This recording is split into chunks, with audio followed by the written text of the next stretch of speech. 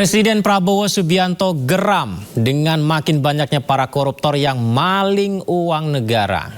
Prabowo bahkan menegaskan dirinya akan membangun penjara khusus koruptor di pulau terpencil agar para pembajak uang negara tidak bisa kabur. Koruptor-koruptor itulah yang buat guru-guru susah, dokter-dokter susah, perawat-perawat susah, petani susah. Karena itu terima kasih dukungan saudara-saudara. Kita bersama akan menghadapi maling-maling itu. Dan kita akan mengusir mereka dari bumi Indonesia kalau perlu. Nanti juga akan sisihkan dana, saya akan bikin penjara yang pokoknya sangat kokoh di suatu tempat yang terpencil, mereka nggak bisa keluar malam hari. Kita akan cari pulau, kalau mereka mau keluar biar ketemu sama hiu.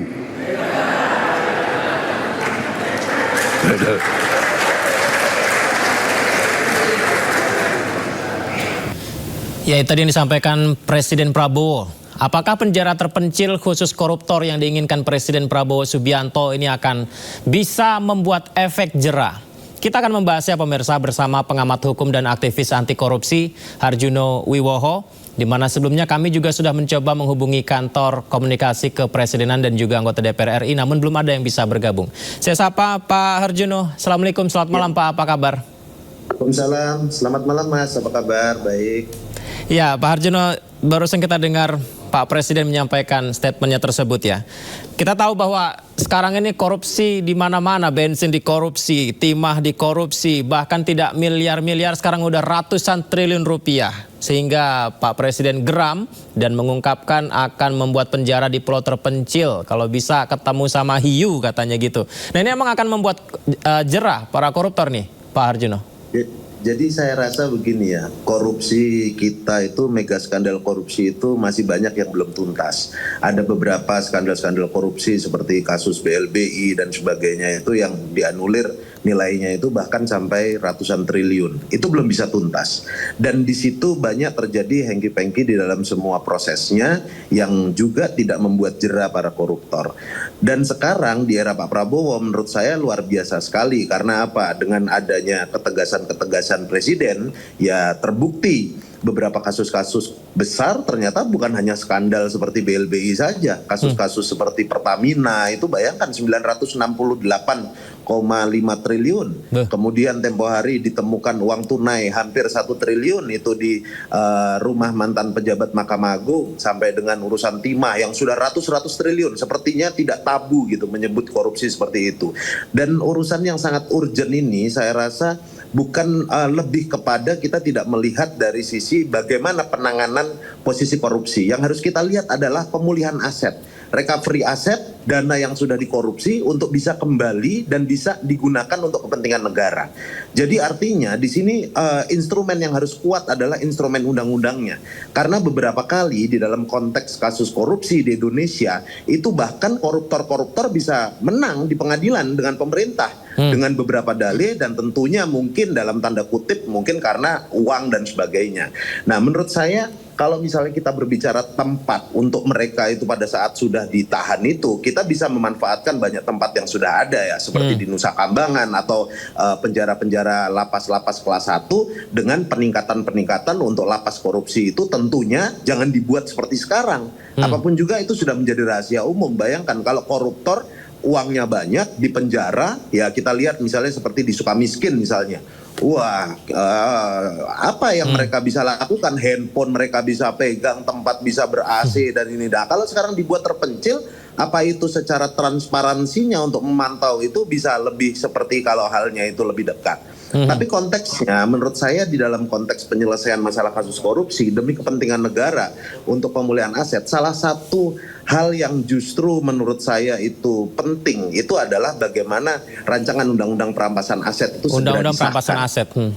Iya, dan itu saya rasa masyarakat sekarang ini cukup jeli. Saya melihat beberapa berita yang ada, itu di komentar-komentar masyarakat pasti selalu mendesak, mendorong pemerintah, baik eksekutif maupun legislatif, kapan ini RUU perampasan aset ini segera disahkan. Karena itu sangat penting. Kenapa begitu? Karena RUU perampasan aset ini kan ada salah satu terobosan yang penting dalam memperkenalkan mekanisme non-convection based asset forfeiture. Artinya itu dimungkinkan merampas aset yang dikorupsi oleh para koruptor itu tanpa menunggu putusan pidananya dahulu. Ya, jadi di situ itulah negara di situ betul-betul bisa melakukan satu bentuk pemulihan, meskipun semua proses mekanisme hukumnya itu harus dilalui. Jadi hukuman itu bukan hukuman atau bukan mereka punya uang terus kemudian bisa bebas. Hukuman itu hukuman dan mereka itu disita, mereka menjalankan pidananya, dan semua asetnya harus dirampas. Bila mana perlu, di beberapa waktu lalu saya sampaikan juga koruptor di Indonesia itu harus dihukum mati, kan begitu kira-kira. Pak Harjono, berarti kalau diambil kesimpulannya mungkin ada 3 ya. Apakah penjaranya yang harus semakin terpencil, di pulau terpencil, apakah undang-undang perampasan asetnya yang harus segera direalisasikan, atau hukuman tegasnya bahkan sampai hukuman mati? Di antara ketiga ini mana yang paling urgent? Ya, artinya secara efektivitas yang sekarang harus dilakukan adalah bagaimana payung hukumnya jelas untuk menyelamatkan apa yang sudah dikorupsi. Gitu utamanya. Tapi bahwa apa yang menjadi gagasan presiden untuk membuat penjara terpencil agar koruptor itu jera, kalau mereka mau kabur supaya mereka itu dimakan hiu, itu bagus-bagus juga. Tapi persoalannya untuk melalui mekanisme proses menjebloskan mereka ke penjara terpencil itu kan membutuhkan proses. Jangan sampai itu terhambat, terganjal, sehingga mereka bisa melakukan hal-hal yang itu di dalam konteks tuntutannya tidak maksimal, kan begitu kira-kira. Yang harus kita pikirkan di sini, selain mereka itu betul-betul harus mempunyai efek jera, itu adalah payung hukum terkait masalah pemulihan aset apa yang sudah dikorupsi oleh mereka-mereka itu. Karena bayangkan saja, fantastis sekali akhir-akhir ini kita melihat beberapa kasus korupsi, apakah itu di perminyakan itu, seperti kemarin kita lihat ada bensin oplosan yang akhirnya masyarakat rancu juga dengan beberapa pemberitaannya. Di satu sisi itu dianggap itu ada oplosan yang sudah merugikan negara 193-an triliun, dan itu sudah terjadi sejak 2017-18 sehingga dianulir 968 triliun. Akhirnya beberapa waktu kemudian masyarakat dibingungkan juga dengan berita ternyata itu bukan oplosan tapi itu apalah katanya itu bundling atau apa, saya nggak terlalu yang artinya di situ berita akhirnya lewat begitu saja. Jadi jangan sampai masalah-masalah yang seperti ini itu justru merugikan masyarakat. Di tengah-tengah presiden hari ini, pemerintah sedang ngos-ngosan mengkolek pajak. Menteri Keuangan sudah menyampaikan bahwa anggaran kita defisit.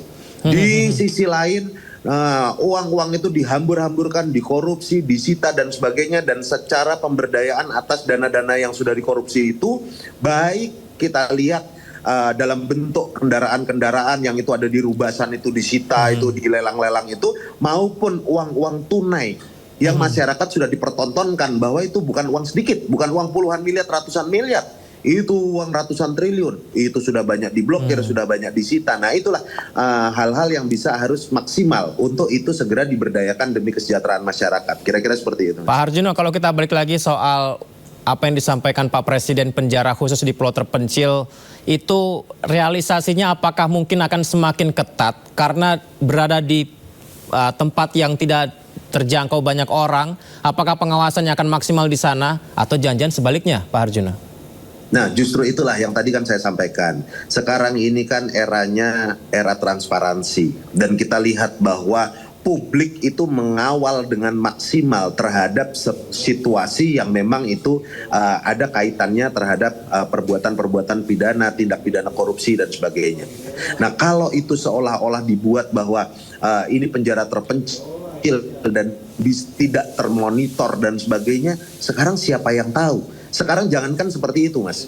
Sesuatu hal yang kita misalnya tempo hari kita beberapa waktu lalu di institusi Polri kita tahu ada kejadian Pak Ferdi Sambo misalnya. Sekarang kabarnya bagaimana, melihatnya seperti apa dan sebagainya, publik tidak bisa mengawal secara maksimal.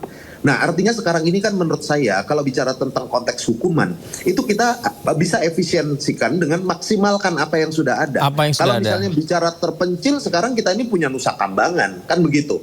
Kita juga punya penjara-penjara maksimal yang mana sekarang harus dibenahi dulu.